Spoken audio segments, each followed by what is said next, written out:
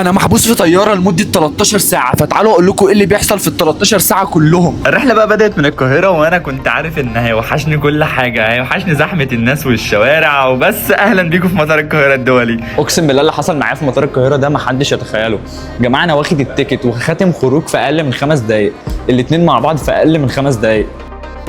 جماعه انا عندي رحله طيران من اطول رحلات الطيران في حياتي، ان كان بري ولا جوي ولا بحري ولا اي حاجه.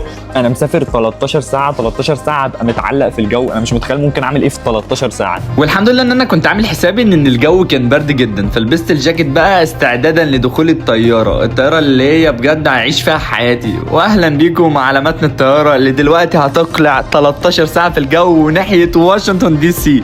واول حاجه بقى اول ما ركبنا الطياره وزعوا علينا كده سمول باج فيها بقى معجون سنان وشرابات وحاجه بتغطي بيها عينك وقلم وكل حاجه ممكن تتخيلها. خدتها الصراحه وكنت هموت وانام لان احنا لسه عندنا طريق طويل جدا.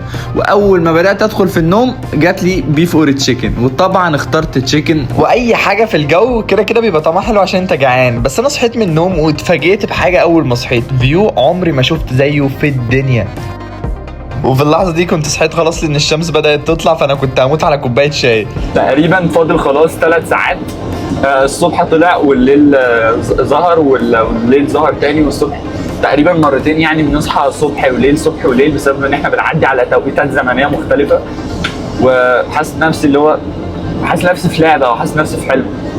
هو فعلا حلم، الامريكان دريم. واخر محطه عدينا عليها بقى في طريقنا وهي كانت كندا، اللي شكلها من فوق ما كانش طبيعي خالص. ووقتها بقى نزل الاكل، وده كان اخر وجبه هناكلها. والصراحه انا اكلت الفاكهه بس لان كنت عايز انزل خفيف. وهنا بقى اقدر اقول لكم اهلا ورسميا فوق الاراضي الامريكيه، ودلوقتي احنا عملنا لاندنج وبقينا رسميا في امريكا. اعملوا فولو حالا بقى واستنوا الفيديو الجاي عشان هقول لكم في ايه اللي حصل مع ضباط المطار.